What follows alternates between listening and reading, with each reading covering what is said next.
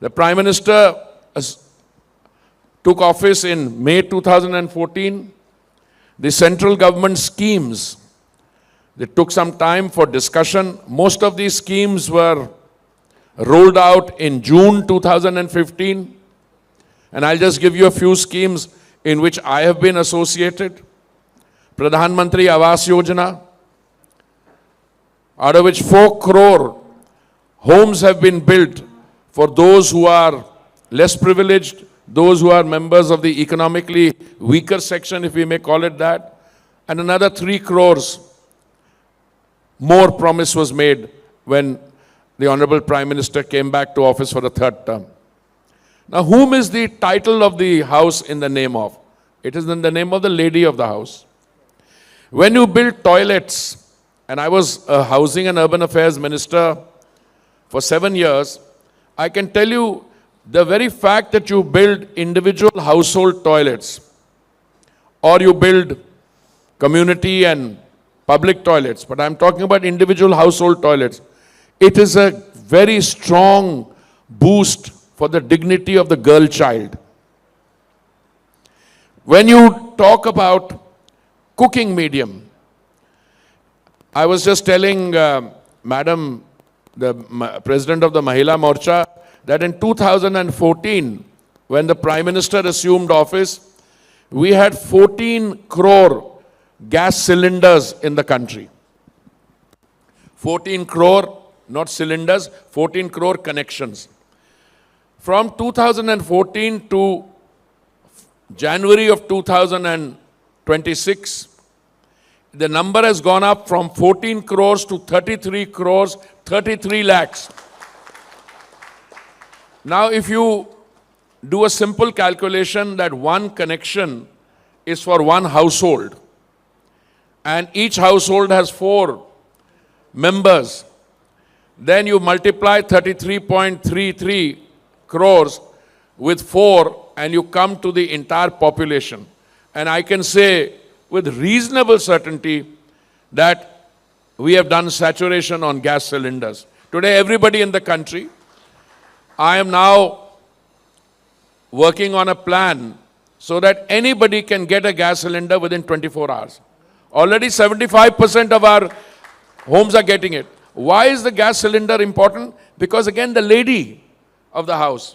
I don't know, many of you may be feminists sitting here. I'm a feminist, my wife is a feminist, my daughters are feminists, but I don't go to the kitchen. I make an honest comment. So most of the cooking has to be done by our sisters, daughters, and our mothers. So providing clean, affordable cooking medium is a very important part in this overall program. And I can tell you another thing. When the Prime Minister saw the landscape, in 2016, he introduced the Ujjwala Yojana. The Ujjwala Yojana provides to the beneficiaries, or in Hindi, Labharti, a cylinder at a subsidized price. And today, madam, we are able to supply a household which is a beneficiary of Ujjwala a cylinder for as little as 550 rupees per cylinder, which is, if you calculate per day, the cooking expenditure is only 7 rupees or so. Now, since the outlining of the scheme, its initiation in 2016, today there are over 10 crore beneficiaries of the Ujjwala scheme. And earlier the gas cylinder, LPG, which is the product of a refinery, that was available only in urban areas.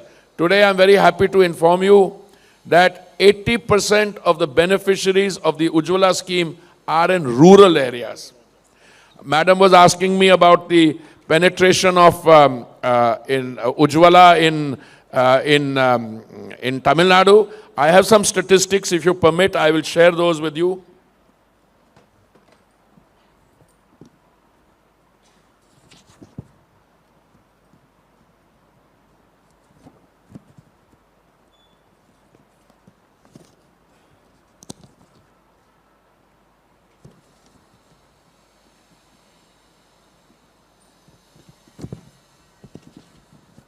I'm going to digress a bit I'm going to give you some additional statistics. And my figures are for 2014 as a starting point, because that is when Modi ji became Prime Minister. And I go to 1st December 2025. The LPG connection in the state of Tamil Nadu in 2014 was 163.63. This has to be lakhs. And today, the figure has gone up from 163.63 lakhs to 269.75 lakhs. It's almost double. The Pradhan Mantri Ujjwala Yojana LPG connection, which in 2014 was zero, because the scheme only came in 2016. Today, it has 41 lakh plus Ujjwala connections in Tamil Nadu. The LPG, that is the cylinder distributors numbers, in 2014 was 1,083. Today it is 2,048, doubled. Petrol pumps in 2014 were 443. Today it is 7,980, more than doubled. The PNG connections, this is the natural gas, petroleum natural gas. You see, LPG, which comes in a cylinder, is the product of a refinery. Natural gas is there it was zero, today it is 60,943. LPG bottling plants, it was 19 in 2014, it is 30 now. Today, in addition to that, there are 16 compressed biogas plants set up in Tamil Nadu, and 55 more are under construction. And 11 ethanol plants are operating in Tamil Nadu. I'm sharing these statistics to you just to provide you a sense of direction on the progress that we have made since 2014. But if I share with you the overall global context, I think the figures are even more impressive. Today, the International Energy Agency, which is located in Paris, it has estimated, and when I joined this ministry, I was allocated petroleum and natural gas portfolio about 5 years ago in 2021. The IEA, International Energy Agency, used to say that in the next 2 decades, 20% of the increase in global demand will come from India. That they said in 21. Today they are saying in the next 2 decades, 35% of the global demand will come from India. Why? Because the economy is booming. And, I was very surprised, somebody, a political leader, I don't use this as political point scoring, but he was repeating a point that India is a dead economy. I mean, the rate of growth in the previous quarter was 8.2%. In the previous quarter before that was 7.8%. All the latest advanced figures saying our figures for last year should be about 7.4, 7.5% GDP growth. Please look around the world and tell me any other major economy which is growing at this rate. I don't know. The fact is India stands out. And let me give you a few more statistics. No matter which sector you look at, the fact of the matter is that energy is a reasonably good indicator of the performance of an economy. You look at any country, and if you look at energy consumption, if the energy consumption is falling, you can be reasonably sure. I mean, the kinds of energy used may be changing. For instance, you may be into fossil fuels earlier, petrol and diesel, but then you go into biofuels, ethanol, green hydrogen. I'll come to that in a minute. But overall energy consumption, if it is going up, as the IEA, International Energy Agency, said, it's a reasonably certain assumption to make that the economy is doing well. When I was, I spent 39 years as a professional. I was a civil servant. I was a diplomat. I was posted to Brazil as ambassador in 2006. The then government wanted to emulate the Brazilian biofuel experiment. and a decision was taken that 10 of our states and union territories, in only those 10, we would try 5% biofuel blending. Our overall biofuel blending in 2014 was confined to barely 1.4% or 1.5%. Today, my friends, we are blending 20% of our petrol with biofuels, with ethanol. What does that mean? It reduces pollution. With 20% blending, we save more than 40,000 crores, which goes to our farmers. So it's a win-win. The fuel of the future will most definitely be green hydrogen. And green hydrogen is even better. All it produces is water vapor on the road. And green hydrogen, I have always maintained, is best produced and will be successful only where there is local requirement, local production, and local consumption. Because the gas does not lend itself to travel, to transportation. But you can make green ammonia, which our companies are now selling to Europe, to Singapore. And when I had newly joined the Petroleum Ministry, I had a discussion with the US Energy Secretary at that point of time, Jennifer Greenholm. And she said, our aim is 1 for 1 for 1. So I didn't understand, I was very new. What she meant was to produce 1 kilogram of green hydrogen for $1, and we have to get that done in 10 years. We have recently floated tenders because I found out what is the price of green hydrogen, the cheapest anywhere in the world, and we found that it was in Australia or somewhere else where they were producing it at $5 or $6 a kilo. And green hydrogen requires access to clean solar energy, which we have demonstrated. We have brought the price of 1 megawatt down to 3 cents from 25 cents. And it requires an electrolyzer. If you have the two, you can produce as much green hydrogen as you like. And in these last tenders floated, the price has drastically come down. It has come down to something like 330 rupees a kilo. It's only a matter of time with this kind of cost reduction that we can scale up, and green hydrogen will become a major fuel for use. My colleague, the railway minister, has a train, very heavy duty train, which is going to run on green hydrogen. It can come in the shipbuilding industry, it can come in the steel industry, and of course, in our refineries, we can use it. IOCL, which is one of the major companies, is already using it in 2 out of its 11, but we plan to scale up. I don't want to take too much longer on energy, but I just want to, because you're professionals and you have a better understanding than most people, some people try to run down our country by producing narratives which are patently false. And their idea is you just pick up an issue and go on repeating that issue, go on repeating that issue.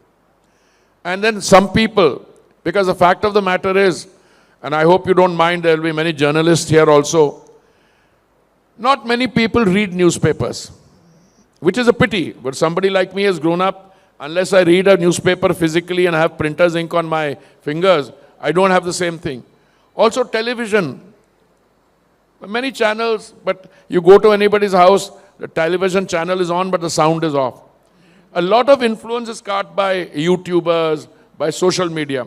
So you spread a lie, and it'll go around. Like this thing about this dead economy, which I heard. I said, I'm surprised. How can an economy which is growing in that quarter at 8.2% be called a dead economy? Obviously, somebody has a vested interest in dumbing it down. So I wrote an article a few days ago saying that we welcome criticism. I mean, if somebody tells you how to do something better or something not good, we welcome the criticism. But equally, the criticism has to be anchored in facts, in verifiable facts. It cannot be a make-believe kind of a journey. So I think more and more people are realizing that when the Modi government or the BJP or the NDA and the state governments, when they talk about developments, it's there to see. We were a $2 trillion economy in 2014. We were at roughly the 11th position. Today we are the 4th largest, with over doubling of the GDP. It has on to past 4.3 trillion. And we will very soon be the 3rd largest economy. Now this is, when we talk about Viksit Bharat, I am, what would be the average age of our friends sitting here? Roughly? 50? Huh? 50? Less than 50. How far is 2047? You are in 2026. All of you will be. All of you will see the India, which is a developed country. Of course, there is no, I mean, people like me may want to, but it is not realistic because I'm 73 years old, but I may be around. But all of you will be the beneficiaries of that Viksit Bharat, which is a developed country. What is the definition of a developed country? I tell you, I spent 39 years in the Foreign Service, 4 years in an international think tank. 39 plus 4 is 43, and I'd worked for a year also as a lecturer in Delhi University in St. Stephen's College. 43 plus 1, 44, and I've been a minister for 9 years. So I've been around for a long time. In many ways, India is more developed today than many of the countries which call themselves developed. Why? Because of the program of social and financial inclusion. Because today you are providing still 3 meals of dry ration, which started during the pandemic, to something like what? 80 crore households. It has not been removed. Look at your statistics. Our food grain production has gone up from, 240 million tons to 350 now. Our rice production is now 150 million tons. There was a time when you were looking for what is called food aid under PL 480. You are too young to remember that period, but you can read it in the history book. Today you are a net exporter of food. So the country is changing. When I was civil aviation minister for 2 years, from I think it was 2019 to 21, we had 74 airports. Today you have 160 airports. I just took a flight this morning from Chennai to Coimbatore, and our vice president was with me. Chock-a-block full. Plane is chock-a-block full. You go to our airports, are brimming with activity. New trains are being launched. And yet somebody turns around and philosophizes with a false conscience and say, oh, India is a dead economy. I don't know what they're talking about. And look, medical, we just discussed. Look, it's a fact. A lot of people living in the Western world come to India to get medical treatment because the cost of the passage, the cost of the treatment, and the cost of staying and recuperating is still much less than that. I have never heard in India, I met many of you who are doctors, I know a lot of doctors, no Indian hospital turns back people. Some private hospitals may have burning, but look at the quality of care, etc. I'm not saying it's perfect, but medical education, we can do more. We are always open, but in many ways, when people talk about visas and other problems, etc., this is a golden opportunity for us to take advantage and develop it. I'm going to conclude by just 2 comments. One, I genuinely believe that in our country, the best is yet to come. Because the 11 years have shown you've doubled your GDP, you've gone from women-centered development to women-led development. I'm not saying it because the president of the Mahila Morcha is sitting here. But when you complete your census, when you complete your delimitation, and you will have 33.3% reservation, both in the state legislatures and the central legislature, and you will have more women in parliament in your state legislatures. Global studies have shown that whenever you move from women-centered development to women-led development, your GDP goes up by 2 or 3%. This is a fact. So if you're talking about 7.5% now, or, you know, nominal GDP of 10%, in the coming years, we will do even better. So I'm going to stop here. Thank you very much, but I'm open to any kind of interaction. Thank you.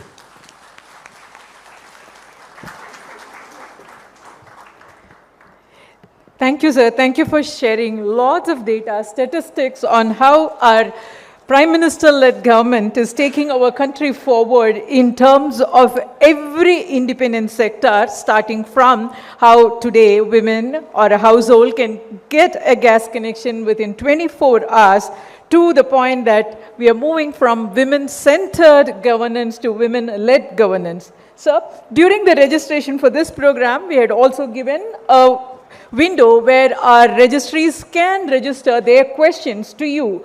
And we've collated the question, and now may I just go ahead with a few of the selected questions presented here. We have a question from Mr. Badri Narayan in Chennai, and the question is, how is the ministry balancing energy security with India's clean energy and climate commitments? I think it's a very good question. Energy is required. Very clear. Energy is required. And you also have to make a transition from pure fossil fuels to less toxic and clean energy. But I have always maintained, and that is also now accepted, that in order to make a transition, you must have the ability to make the transition. What do I mean by the ability to make a transition? I want to go to green energy. Today, 20% of your petrol at the point of production is being blended with biofuels, which is already a transition. How much more do you want to take it to? I don't know. Time will tell. The ecosystem will have to make up its mind. Do you want to go from 20 to 22? Over what period of time? Then your compressed biogas, that's the transition. Then your green hydrogen, that's a transition. But let me come to something more basic. In the year 2014, we had 14,000 kilometers of pipeline for natural gas. Today, madam, we have operational 25,500 kilometers. That is, you have gone from 14,000 to 25,000. And by 2030, we are hoping to have 33,000 kilometers of pipeline for natural gas. Now, natural gas is totally clean. It's cleaner than cylinder gas. Natural gas also is cheaper. And now we need last mile connectivity, because whenever you award a contract for city gas distribution, it's always easier to take the pipeline up to a point. But you know, in connecting individual households and last mile connectivity, that can become a more costly affair. So we have to be a little strict and make sure that the obligations which have been undertaken, they are being done. So we are making the thing. So this question of balancing, I think India is a very set case. We have announced a net zero by 2070. But if you look at the targets of our individual OMCs or oil marketing company, they all have targets of net zero between 2040 and 45 or so. Thank you, sir, for which your answer of which has preempted the next question. So I'll move on to the other questions that I have. What are the steps taken by our government to fulfill our oil and energy needs by our own resources? It's a question from an advocate, Advocate Kannan from Coimbatore.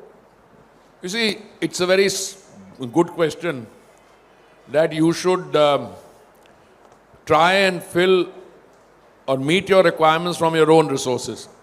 For that, you have to increase your E&P, or exploration and production. Now, madam, I'll give you some basic statistics. Anything to deal with exploration and production requires heavy capital expenditure. It requires a long gestation period. So any action that I take today will fructify, say, 5 or 6 years later. But the good news is that the period between 2006 and 16, was what I call the dead decade. We lost the entire decade because nothing was done. ONGC, which is one of our main companies, along with Oil India Limited, which is supposed to do exploration and production, they spent 55,000 crores in meeting the LPG subsidy. That's not their job. Now we do it because it comes from the central exchequer. But ONGC is now, ONGC, Oil India, I am in a few days' time, going to do a press conference in Mumbai next week, where we will be announcing the results of the open acreage licensing policy round 10. The Prime Minister has taken many very far-reaching and revolutionary steps. We have a total sedimentary basin of 3.5 million square kilometers, out of which 1 million square kilometers was what is called no-go area, which means that you couldn't go there because my friends in the Navy or Coast Guard or DRDO, they used to say we need this for our work. But we opened it out, and in the 9th round of OALP, 80% of the bids came there. Now when we open the bids for the 10th round, I'm sure 100% will be there when we examine them. So we are increasing it, but the fact of the matter is your economy is going very fast. Even though we have started, we have found oil and gas in the Andaman. We have about 55,000 barrels a day being produced in the Krishna Godavari basin. We have another 1 lakh barrels in the northeast, about 2.5 lakh barrels in Mumbai High. But we need more because the economy is growing very fast. So I think the emphasis on E&P, as we call it, which is, I think, the thrust of the question. Gas production is going up also, but we need to do much more on the E&P side. Our companies also acquire assets, all right. When Mr. Vajpayee was the Prime Minister, I think we acquired an asset in Russia for 300 million. We've already got gas and crude out of it for $3 billion. So this is a continuous game, but I agree with the thrust of the question. We need to do more on E&P. Thank you, sir. Here's a question from a gentleman named Praveen Sarathi from Virudunagar, who asks, can we expect a GST in petrol and petrol-related products in the near future? Well, I think the emphasis has been on getting gas into GST. And, I have a simple answer. GST Council takes decisions on consensus. Everybody has to agree. Many of our states, I'm not taking the name of any state, they derive their revenue primarily from alcohol and petrol and diesel. They don't want to give up the revenue. So I think on gas we will be able to get it. I have had discussion, 1 or 2 states were still showing some reluctance, but I'm seeing that we may be able to get it done. Overall, all energy in GST, well, I'm on the positive side, but we have to do a calculation. The states have to come on board. Thank you, sir. There are multiple people who have asked a question on this particular segment. With the US hold on Venezuela and the expansion of India's crude sourcing from 27 to 40 nations to safeguard our energy security, with the recent US proclamation and regarding the oversight of Venezuela's 303 billion barrel reserves, the world's largest, how do you view this as a potential long-term hedge against market volatility? First of all, madam, I want to make one submission to you. There is no shortage of oil in the world today. More and more oil is coming on the global market. More and more oil is also coming on the global market from the Western Hemisphere. Brazil, a country I know, they used to produce 3 million barrels a day. Today they've added about 160,000 barrels additional. Canada has got oil. And in the case of Venezuela, which you just mentioned, I won't go into the politics of it, but Venezuela is known to have the largest reserves, about 303 billion barrels.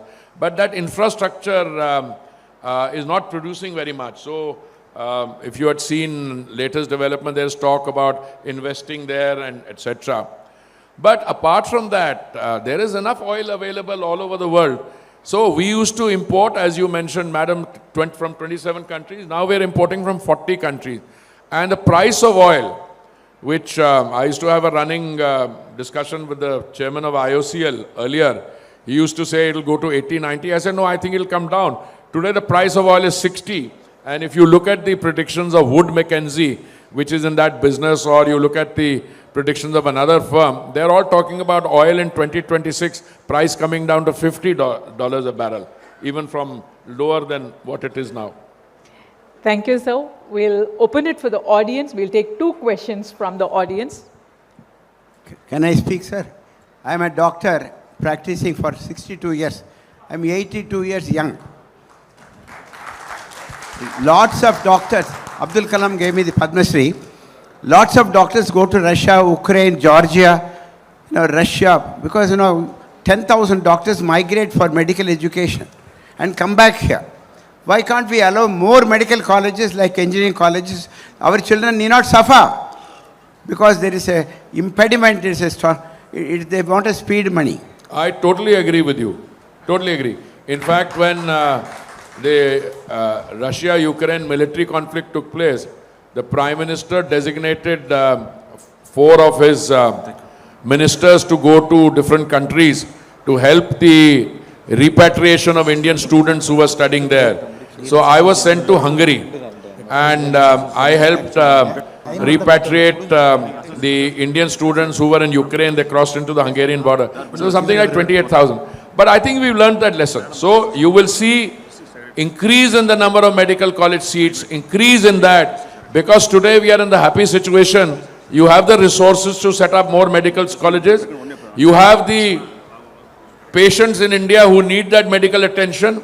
And what is more important, as we go by and bigger hospitals are coming up, the foreign hospitals, I mean, one of my ambitions when I retired from the Foreign Service, I did not know I would end up becoming a minister, was to tie up with some of the major medical entities in the world. I spoke to Mayo Clinic in the United States, and I had worked out something. Today I'm very happy. My friends are people I've grown up with. They are expanding the number of multiple, advanced R&R hospital facilities. They're coming up all over. And you're absolutely right. There will come a time very soon where it will not be necessary.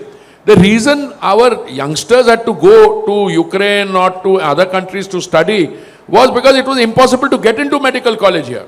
The people had to pay some heavy fees to get in, other thing. But if there is superabundance, the medical colleges will also be viable and people will study here, and the kind of diagnostic skills our doctors have. I'm not saying it because you're 82 years young, but I'm saying it because it's a fact. I mean, if you see me meet a doctor even in a normal state hospital, because they see so many patients, they have fantastic diagnostic skills. More important, I think, all of them are getting latest equipment in. I mean, if equipment is available, our hospitals get it. I know that from personal experience. So I think things are going to be much better. And hopefully this phenomena you're talking about, our doctors, youngsters going outside to get a degree, will be something you and I will be referring to in the past tense. Thank you, sir. One last question. A very good afternoon, sir. This is Sarvajit Krishnan, Chartered Accountant. With the US tariff of 50% already having an impact on our exporters in this region with respect to textiles, and with Trump uncle proposing this 500% on the Russian oil imports day before yesterday, what is your message for the exporters here in this region for the textile sectors? And what is the short-term plan for the government to overcome this and the long-term to strengthen our Atmanirbhar Bharat? No, thank you very much. The question, if I were to answer the question in the manner I want to answer it, you will have a lot of interesting headlines. So I am going to avoid the politics of it. And I'll just give you one example. I've been a trade negotiator for many years in my life. I think it's something that trade negotiations are going on with us and other countries. We've been able to sign some comprehensive economic agreements like with UAE, with Australia, with the EU, discussions are on. I think discussions are on with the Americans. So I won't go into, because this is ongoing work. But I can tell you something. When one window closes, I'm making a general statement, many doors open. I'll give you the example of our seafood exports. Our exports to a particular country were X, okay? And our exports were, let's say, the number is known. After some of these tariffs came up, our overall exports actually went up by 6% because new destinations were opened. Now, I know it may not be possible everywhere, but traders, markets, 50% of our GDP is in the external sector, which is the value of goods and services exported, imported, the value of remittances. So external sector is there, but I think we should acknowledge we have a very mature government, a government which is acutely conscious of that. And even as there is global turbulence, when, Russia, Ukraine took place, we never bought any crude from Russia. We never bought any crude from them. Today it's a very major supplier. When I was Joint Secretary on the Americas desk in the Ministry of External Affairs, and if somebody had told me that we would be buying $1 billion of energy from there, I would not have believed him. Today we are buying $15 billion of energy from the United States. Just now we were buying, this LPG from Saudi Arabia only, then we started buying it from UAE, from Qatar. Then I opened up discussions with the Norwegians. We are buying from them, and now we are buying 10% of our LPG from the United States. So, a mature government and a healthy private sector, I'm sure as we speak, people are looking at ways of how to solve it.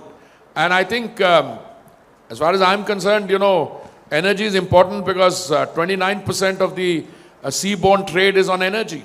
So we need big ships. So I was in Japan and Korea recently.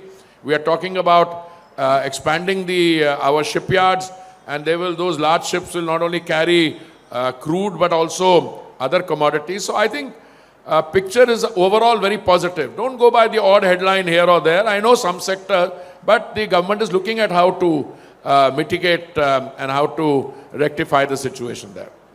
Sir, one last question, sir. Actually, this is for the proactive suggestion for the insightful action of the Petroleum Ministry. I am a petroleum dealer of Coimbatore, from Coimbatore Association. Actually, Honorable Minister referred about last mile connectivity in so many areas. We are suggesting, actually, we have a last mile connectivity with respect to kitchens of all homes through the Petroleum Ministry by Ujjwala scheme. It was a very great scheme that you have clearly explained from 14 crore to 33 crores and odd numbers. But as far as this state is concerned, as you have suggested, I am trying to be apolitical. In this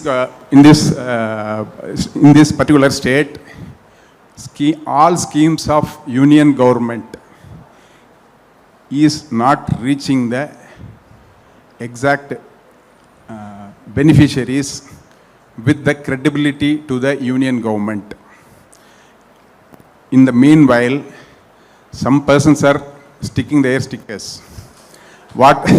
It's only please read this as apolitical. Again, I'm reinstating. As a petroleum dealer, we would like to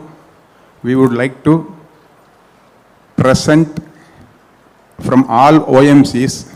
We would like to have e-Seva centers to take up the policies, initiatives, services of the union government to all the general public. As far as the Coimbatore Association is concerned, we would like to pilot the same in Coimbatore district. We all dealers are very much ready to do that. We seek and pray your support on this, sir. Please. No. Let's be very clear. Not only because I am a petroleum minister now, but even anybody with some nodding acquaintance with the energy sector in India will know what an important role the dealers are playing. So I'm always in support of you. Today, the number of retail outlets in the country has crossed 1 lakh. I think it's over 100,000 retail outlets. So obviously the petroleum dealers or energy dealers are very much part of the growth story.